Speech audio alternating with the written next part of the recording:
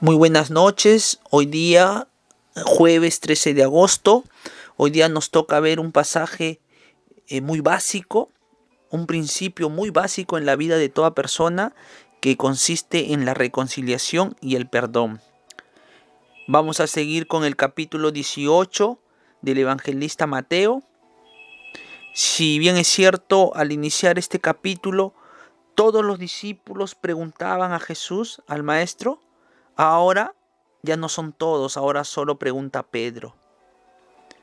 Él es el apóstol que ha sido tratado con distinción sobre todos mediante la transmisión del poder de las llaves, estas llaves para el reino de los cielos y el poder de atar y desatar. En otros pasajes del Evangelio de San Mateo, Pedro habla y obra en nombre de todos los discípulos, como representante de todos. Además, es el apóstol que cayó y fue perdonado por el Señor.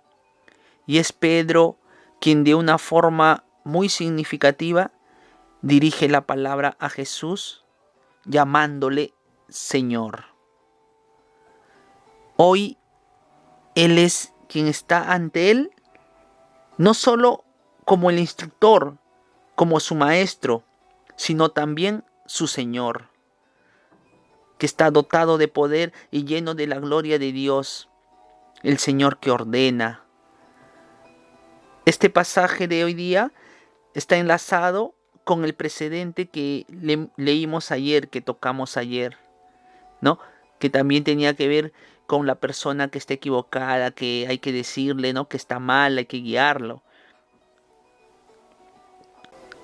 Con esta persona que en su equivocación ha caído por el pecado.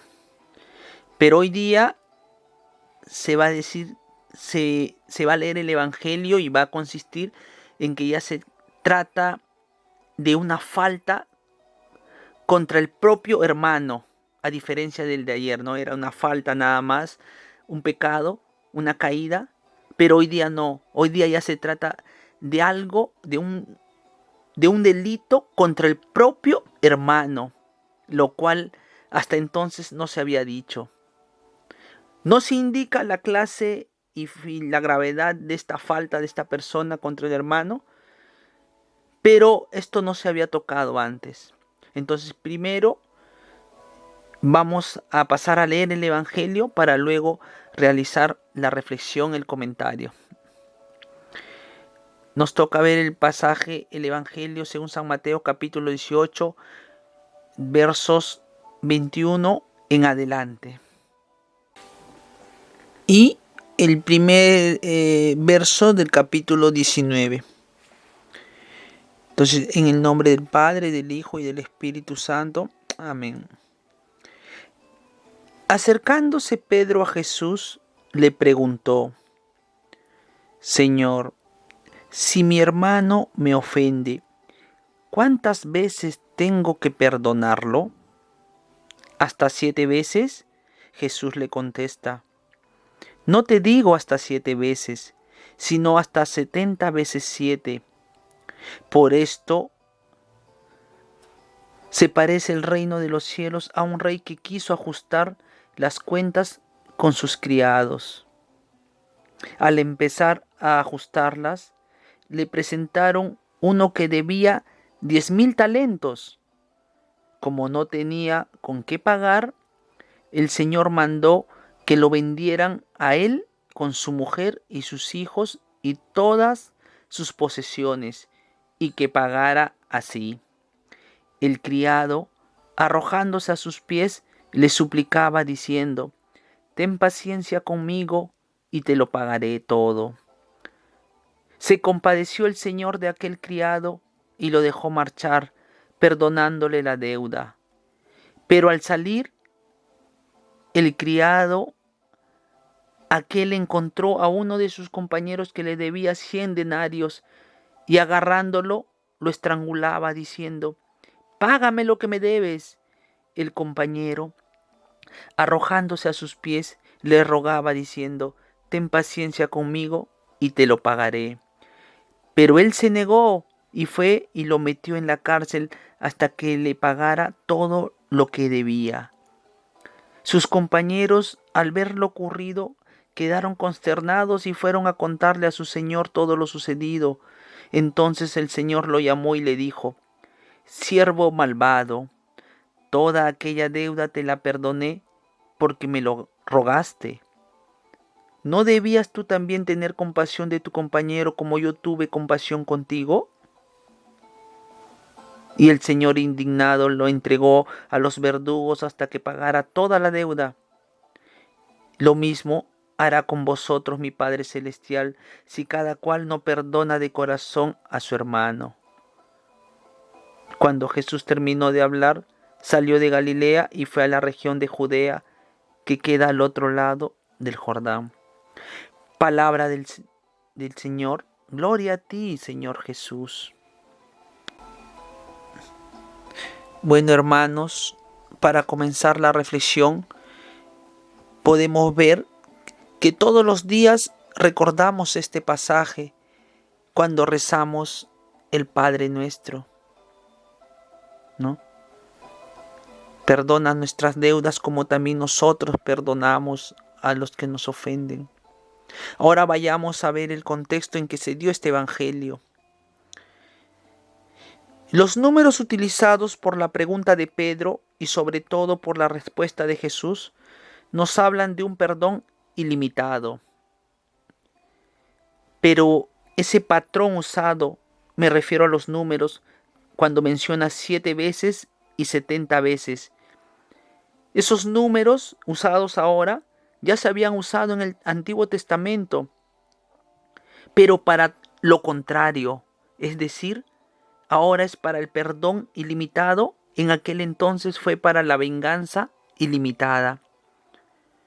Como lo dice el canto de la espada de Lamec en Génesis capítulo 4 versos 23 y 24 podemos encontrarlo, que dice: si Caín fue vengado 7 veces, Lamec lo será 70 veces 7.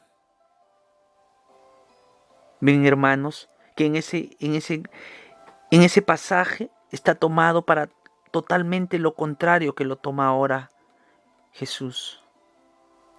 Ahí era para la venganza, ahora es para el perdón. Y sí, pues entonces podemos ver esa contrapartida del principio pagano de la venganza sin límite, es ahora el principio cristiano del perdón ilimitado. El judaísmo discutía el número legal de veces a perdonar. Generalmente eran entre 3 o 4, pero era un perdón externo.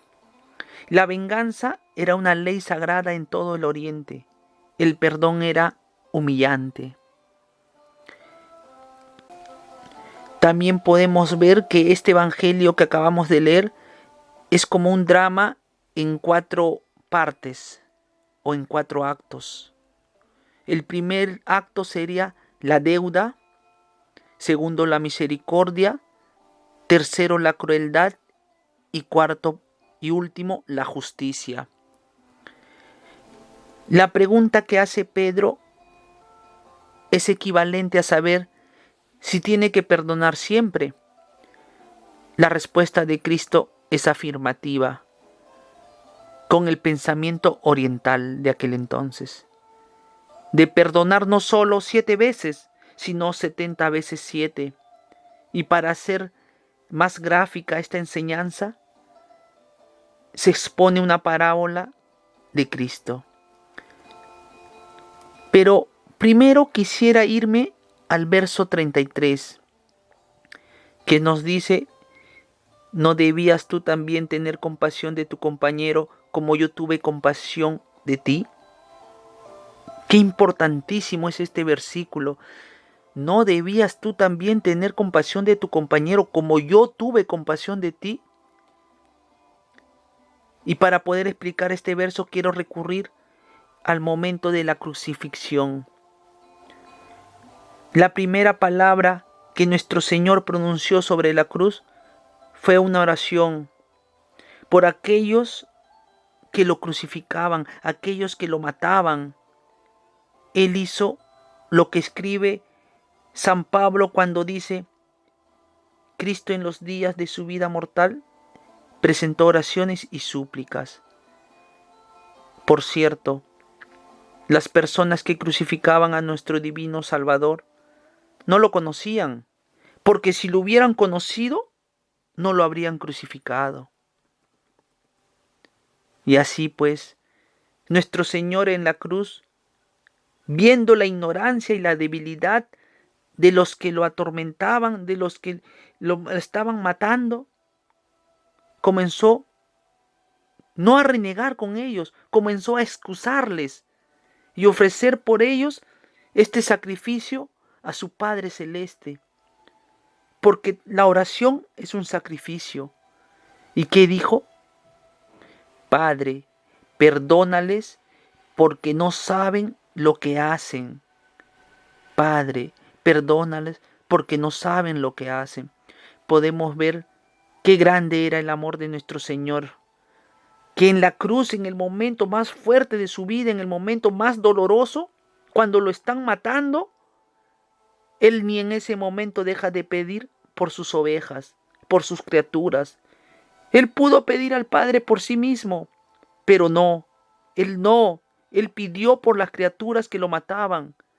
¿Qué tal caridad del Señor? De este modo podemos ver el amor tan grande que nos tenía, que por nada, por ningún motivo, por ningún sufrimiento, disminuía. Por esto no debe este episodio, estas palabras del Señor no deben quedar ahí, sino que deben trascender a nosotros, ya que nosotros somos llamados a amar de ese modo. Para ello, nuestro corazón tiene que estar abierto al prójimo, a verlo como hermano, no como enemigo. Y en el momento que nos fallen, poder decir como Él dijo: Padre, perdónales porque no saben lo que hacen. Sí, pues, porque el Señor nos pide parecernos a Él. No es esto nada más que nos parezca algo bonito. Ah, sí, qué bonito el Señor, ¿cómo habrá dicho, no? ¿Cómo habrá pensado Él? No, si nosotros tenemos que parecernos a Él, imitar a Él. Entonces, cuando a nosotros nos pase algo similar o cuando nos falten, hay que saber decir: Padre, perdónales porque no saben lo que hacen. Ahora, pasemos a otro verso muy importante, al versículo 26. El criado, arrojándose a sus pies, le suplicaba diciendo: Ten paciencia conmigo y te lo pagaré todo. El criado, arrojándose a sus pies, le suplicaba diciendo: Ten paciencia conmigo y te lo pagaré todo. Cristo nos pide entonces dos cosas.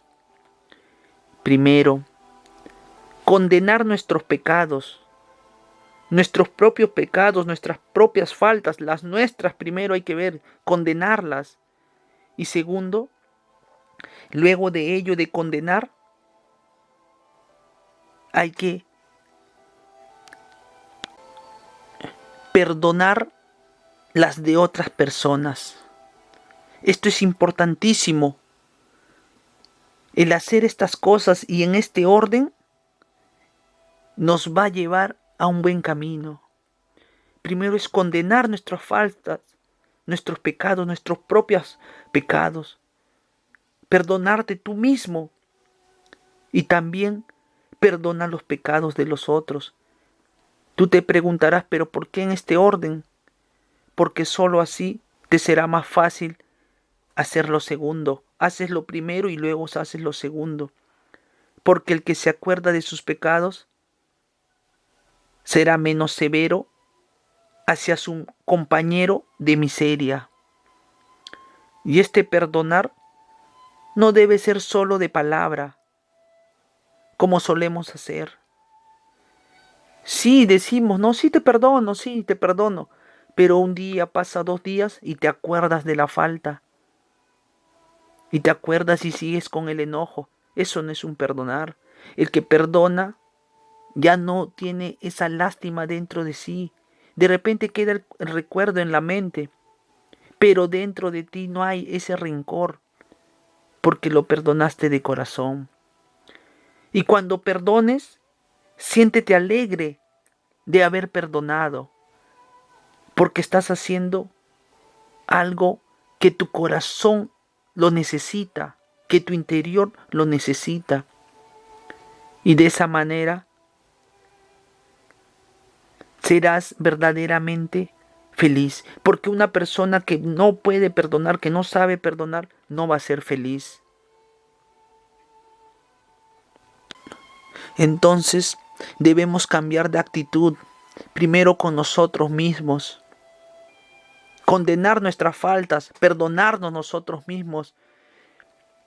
Te pregunto, ¿qué mal puede hacer tu enemigo, hacerte a ti tu enemigo, que sea comparable al que tú mismo te haces con tu actitud cerrada? Considera pues cuántas ventajas puedes sacar si sabes soportar humildemente y con dulzura, con alegría, un dolor que te han ocasionado, una falta, una traición, una injuria. Considera pues qué faltas puedes sacar si sabes soportar todo eso. Primeramente y lo más importante, el perdón de tus pecados. Además, uno cuando sabe soportar, te estás ejercitando la paciencia y en la valentía.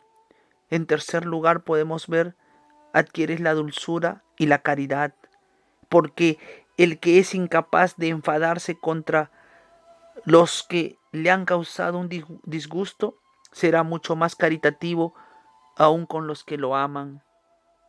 Y por último, en cuarto lugar, podemos ver, si sabes soportar humildemente estas faltas que te causan, arrancas de raíz la cólera de tu corazón, lo cual es un bien que no tiene precio. El que libera su alma de la cólera, evidentemente arranca de ella la tristeza. No gastará su vida en penas y vanas inquietudes.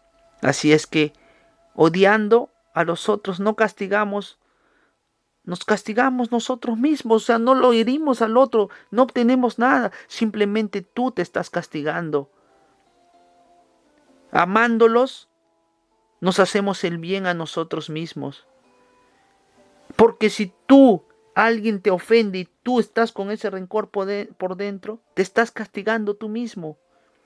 Pero en cambio, si tú lo perdonas a esa persona, te estás sintiendo bien tú mismo en tu interior.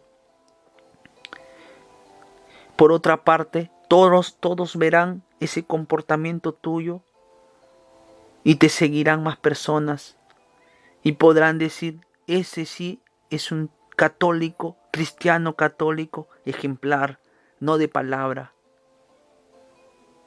Y de esa manera, con tu actitud, verás cuántos hermanos que están en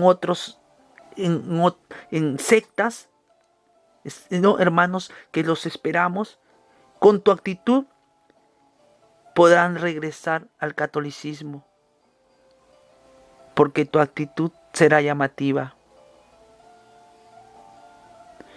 Pasemos al verso 27. Se compadeció el Señor de aquel criado y lo dejó marchar, perdonándole la deuda. Tiene que ver con la misericordia divina y la misericordia humana. Pasemos a hablar entonces sobre la misericordia, porque tan solo escuchar la palabra misericordia suena muy lindo, muy bonito, muy llamativo. ¿No? ¿Quién no quiere misericordia? Todos aspiramos a tener que nos brinden misericordia. Y la palabra del Señor nos dice, dichosos los misericordiosos, porque ellos alcanzarán misericordia. Como te digo, de tan solo escuchar la palabra misericordia, ya nos atrae, nos gusta, se nos viene a la mente la palabra amor, está relacionada con el amor. Es algo muy deseable. ¿O alguien podría decir que no desea esa misericordia? Nadie, ¿no? Todos queremos misericordia. Entonces vemos que todos los hombres la desean, pero por desgracia no todos son o serán dignos de ella, ya que no actúan o no obran para ganarse esa misericordia. No trabajan para ganar esa misericordia. Claro, las personas piden misericordia, pero no practican la misericordia. Sí, tú, yo, todos. El Señor que nos dice, ¿con qué cara te atreves a pedir si tú te resistes a dar? Quien desea alcanzar misericordia, quien quiere esta misericordia, que le brinden esta misericordia, tiene que también dar misericordia.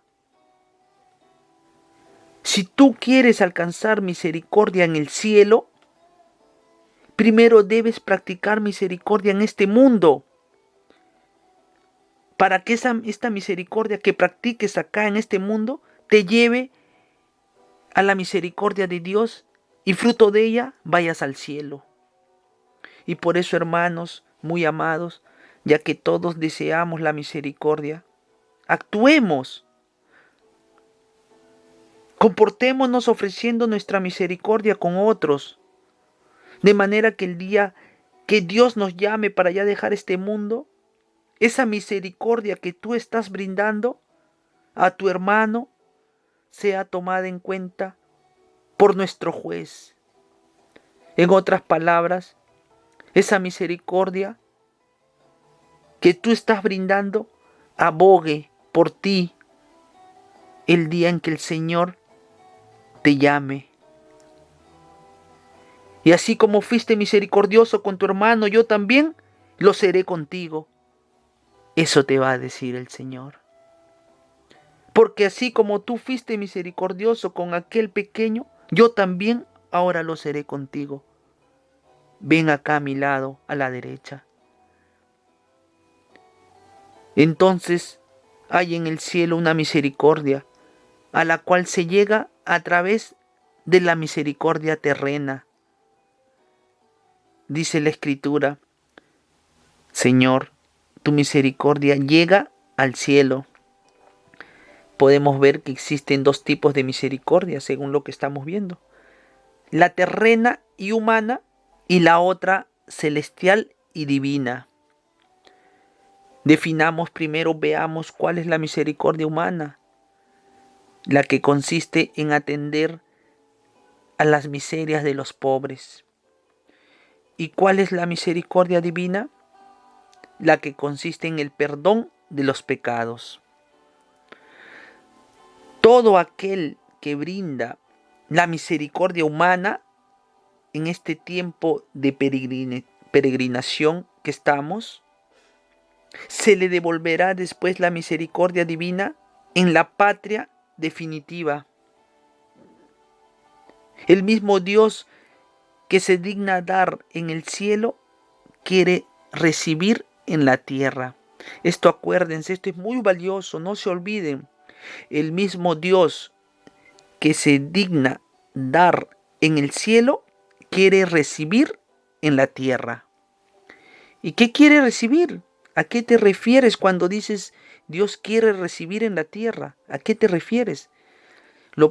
Esa respuesta la podemos encontrar en la Biblia. Vayamos a Mateo también, capítulo 25, versos 33 en adelante. Cuando nos dice, Él colocará a las ovejas a su derecha y a los chivos a su izquierda. Entonces el rey dirá a los que están a su derecha, vengan benditos de mi Padre y tomen posesión del reino. ¿Por qué? Porque tuve hambre me diste de comer. Tuve sed, me diste de beber. Fui forastero, me recibiste en casa. Anduve sin ropa, me vestiste. Estuve enfermo, me visitaste. Estuve en la cárcel, me fuiste a ver. Entonces los justos dirán, ¿cuándo te hemos hecho todo esto? ¿Cuándo te hemos brindado todo esto? ¿Cuándo te hemos visto hambriento? ¿Cuándo te hemos visto forastero? ¿Cuándo te hemos apoyado? ¿Cuándo te hemos visto sin ropa, sediento, enfermo o en la cárcel? ¿Cuándo? El rey responderá, en verdad les digo que cuando lo hicieron con alguno de los más pequeños, de los más humildes, de los más pobres, de estos mis hermanos, me lo hiciste a mí. Entonces el Señor, ¿qué quiere recibir en la tierra? Quiere recibir todo esto. Tuve hambre, me diste de comer. Da de comer al pequeño. Eso es lo que quiere el Señor, está esperando. Al hambriento, al que tiene sed, al que anda sin ropa, al que está en la cárcel, al que está enfermo. Eso quiere el Señor. Entonces el Señor quiere recibir eso en la tierra para que Él te pueda brindar en el cielo. Como podemos ver, Dios en este mundo terrenal padece frío, hambre, sed, está enfermo, quiere que lo visites. Dios en este mundo está padeciendo todo eso en la persona de todos los pobres. Como lo dijo Él mismo, cada vez que lo hiciste con uno de estos mis humildes hermanos o más pequeños hermanos, conmigo lo hiciste. Cada vez que ayudaste a un pobre, me ayudaste a mí. Hagámonos la siguiente pregunta. ¿Qué hacemos tú y yo? Nosotros, todos, ¿qué hacemos cuando el Señor, que es tan bueno, nos brinda regalos, ¿no? Como la salud, la vida, la familia, una casa, un techo para dormir, comida? ¿Qué hacemos? ¿Somos agradecidos? ¿O será que pensamos que ya estamos agradeciendo al decir, gracias Señor por lo que me brindas? Gracias Señor por los regalos que me brindas. ¿Piensas que eso es ser verdaderamente agradecido? ¿Piensas que diciendo eso ya es suficiente? ¿Cómo somos nosotros? Que cuando Dios nos da, queremos recibir, y cuando nos pide, no le queremos dar. Cuando viene el pobre y les pide, no le queremos dar. Porque cuando un pobre pasa hambre, es Cristo quien está pasando necesidad. Como dijo él mismo, tuve hambre y no me diste de comer. No apartes pues tu mirada de la miseria de los pobres. Si quieres esperar confiado el perdón de los pecados, ahora es hermanos, Cristo pasa hambre. Es Él quien se digna a padecer hambre, sed en la persona de todos los humildes, los pobres, y lo que reciba aquí en la tierra, lo devolverá luego en el cielo. Sí, pues hermanos, yo te pregunto, ¿qué es lo que queremos o lo que buscamos cuando somos parte de la iglesia? ¿No es ciertamente la misericordia? Cuando tú oras, ¿no le pides al Señor misericordia? Pero no nos vaya a pasar lo que hemos leído, que el Señor es misericordioso con nosotros, pero nosotros no somos misericordiosos con nuestros hermanos. Entonces hay que practicar pues la misericordia terrena y recibiremos la misericordia celestial. El pobre te pide a ti y tú le pides a Dios. El pobre solo te pide un bocado, el pobre te pide un pedazo de ayuda, de tu sobra quizás. Y tú le pides a Dios la vida eterna. Mira qué tal diferencia. Se acerca el hermano humilde. Yo me refiero en general, ¿ah? Puede ser un enfermo, alguien te puede pedir una ayuda, hasta una oración de repente te pide. Y tú o se la das renegando o no la das. Pero tú sí le pides a Dios la vida eterna. ¿Qué diferencia? Da al indigente y merecerás recibir de Cristo, ya que Él ha dicho, dad y yo se os daré, los apoyaré, estaré ahí. Es clara la palabra. No dice que tengas que escoger, sí, pero yo no le doy a este pobre porque no se lo merece. El Señor en el pasaje que hemos leído no habla así. No dice, no, yo para qué voy a ir a la cárcel a visitar si han sido rateros, delincuentes. No, el Señor no dice. Dice, visita al que está preso. Si Él no juzga, ¿por qué nosotros juzgamos? ¿Me entiendes? La cosa es dar. Vas a ver que si tú das, que si tú apoyas al hermano, te va a caer bendiciones. Vas a ver que sí. Porque si no, ¿cómo pretendemos, cómo nos atrevemos a esperar recibir del Señor si nosotros nos negamos a dar? Por eso, si nos sentimos parte de la iglesia, hay que apoyar como verdaderos cristianos católicos. Eso sí, según nuestras posibilidades, porque el Señor sabe, el que tiene poco da poco. Como te digo, hasta una oración ya estás dando. Hasta una palabra de aliento ya estás dando, porque no es necesariamente plata. Si no tienes, ¿cómo vas a dar? Pero si tienes algo que dar, dalo. Un consejo, una palabra de aliento, una palabra quizás de decir a esa persona que está mal en depresión, decirle, tú vales, para eso existes.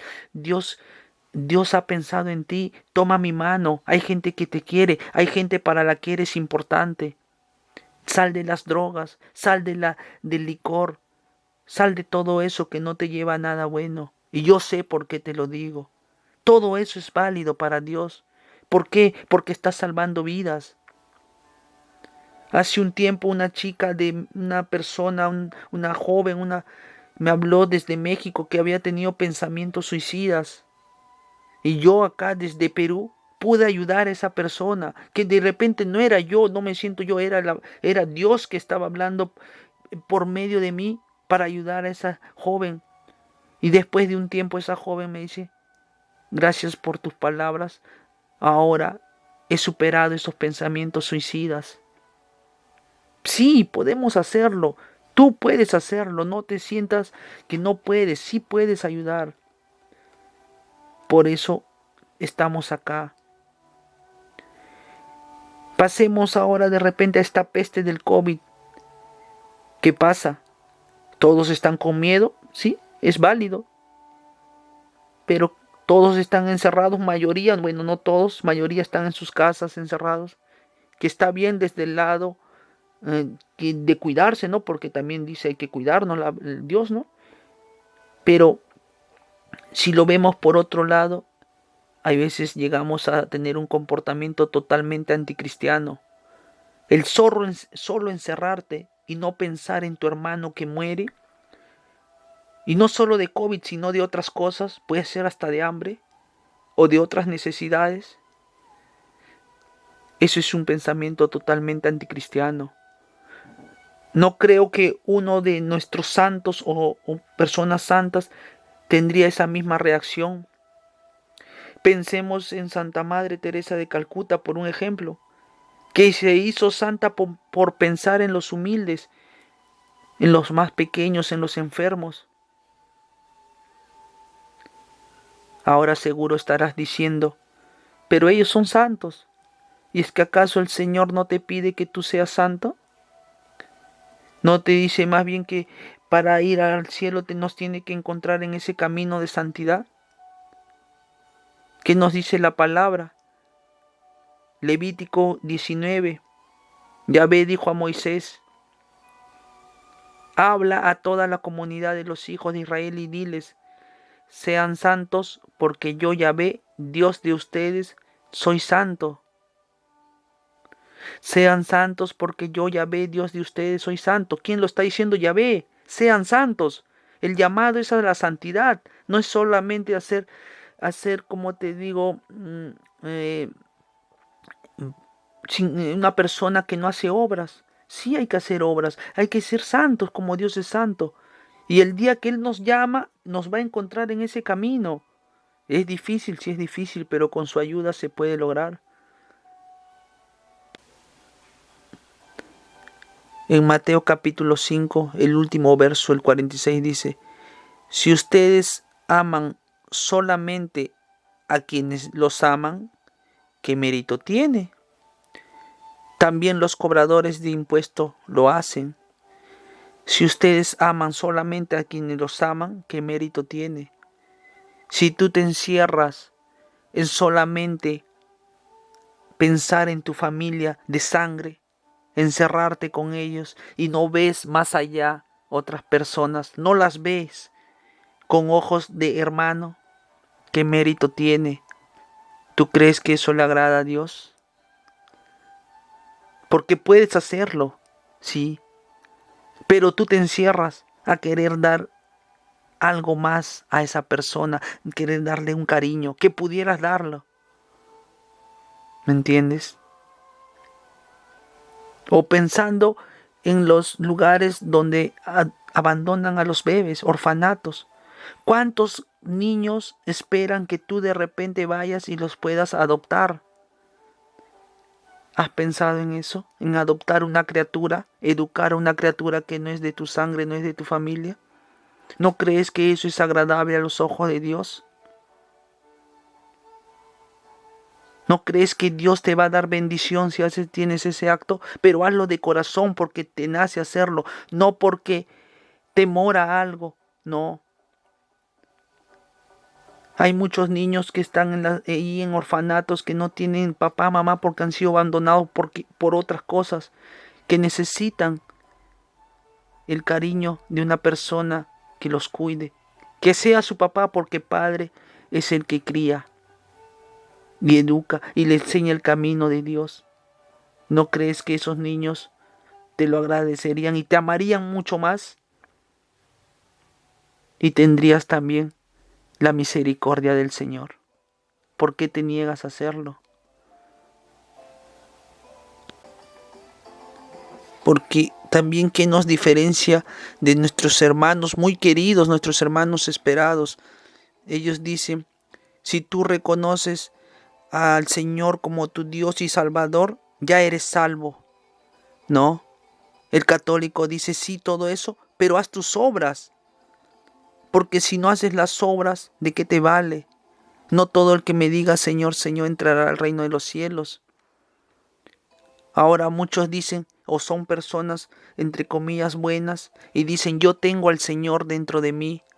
¿Estás seguro que tienes al Señor? En Juan 6 que dice, yo soy el pan de vida, ¿verdad? Y entonces para tener al Señor tenemos que comulgar, tener a ese pan de vida eterna. El que come mi cuerpo y bebe mi sangre tiene vida eterna y yo estoy en él. Entonces si un hermano protestante no valora la Eucaristía, ¿cómo el Señor va a estar ahí? Sí, pues hermanos, para terminar podemos decir que, para ir terminando esta reflexión que se hizo un poquito larga, podemos decir que la palabra de Dios ilumina. Para quien ha encontrado a Cristo y en Él ha conocido la misericordia del Padre, que perdona y renueva la vida. La piedad con los hermanos se convierte en un deber imprescindible. La compasión con los hermanos se convierte en un deber. Debemos también hacernos la siguiente pregunta. ¿Qué le hemos leído en el Evangelio? ¿No debías haber tenido compasión? ¿No debías haber tenido misericordia? ¿No debías haber tenido caridad? Cuando el corazón del hombre ha conocido los amplios horizontes, los amplios caminos del verdadero amor, cuando ha descubierto que cada uno de nosotros ha sido pensado y querido desde la eternidad y para la eternidad, cuando el ser humano se siente cooperador de la salvación universal, Inevitablemente se adquiere también una mirada diferente sobre los demás hombres reconocidos en Cristo como hermanos, porque ya no te digo un hombre cualquiera, ahora te digo hermano. No serás de sangre, pero eres mi hermano en Cristo. El amor tiene una ley propia fundamental. Cuando se comparte con los otros, se multiplica. Si tú compartes amor, se va a multiplicar.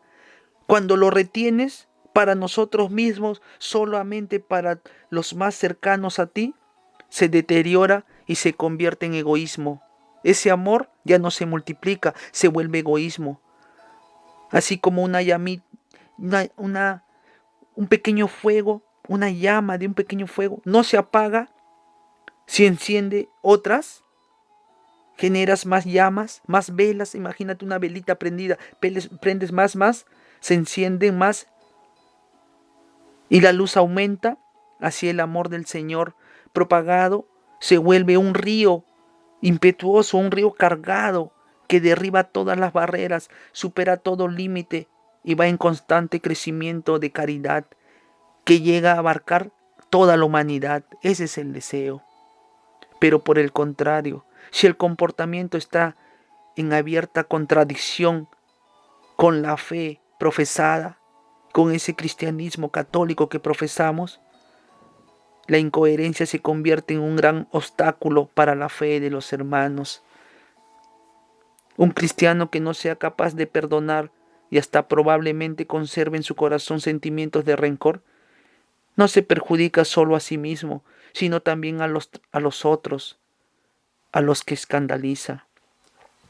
En efecto, el encuentro con Cristo no es auténtico si no te transforma radicalmente en las relaciones entre las personas.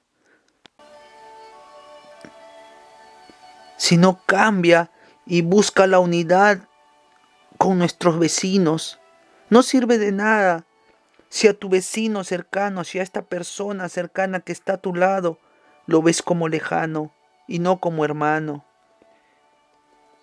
Pero no siempre resulta fácil. Más aún en ocasiones puede resultar muy difícil todo esto. Superar estas circunstancias es muy difícil. ¿Por qué? Porque te topas con cosas que están en tu interior, que están muy enraizadas dentro de ti, que te impiden actuar de esta manera, que te impiden pedir perdón, que te impiden perdonar. Como dice una frase muy bonita, perdonar y pedir perdón son requisitos para ser feliz. Para vencer todos los obstáculos hay que mantener fija la mirada en Jesús crucificado. Como en el Antiguo Testamento se tenía que ver la imagen de bronce, esta serpiente de bronce hecha por Moisés para que tengan vida, estas personas que morían picadas por las culebras venenosas, cuando miraban esta serpiente de bronce creada por Moisés en lo alto, recuperaban, se sanaban y ya no morían por las picaduras de estas serpientes venenosas. Ahora, para tener vida, hay que mirar la imagen de Cristo crucificado. Tiene que ser levantada esa imagen y ver a Cristo en la cruz y verás todo el amor que Él te tiene. Y solo así podrás limpiar todo el corazón que tienes por dentro. Ya que con excesiva frecuencia olvidamos todo lo que el Señor nos ha perdonado y nos perdona continuamente, mientras que tenemos una memoria óptima para recordar el más pequeño desaire que alguien nos ha hecho. Nuestro yo, lo vemos como superior a las palabras del Señor y Salvador. Cuando una sola palabra suya basta para sanar y salvar, pero no le damos importancia. Reclamamos justicia por cualquier cosa. Pero solo un amoroso recuerdo del sacrificio de Cristo podrá arrancarnos del pecho ese corazón de piedra y enseñarnos la dulce compasión de Dios. Que así sea. Amén.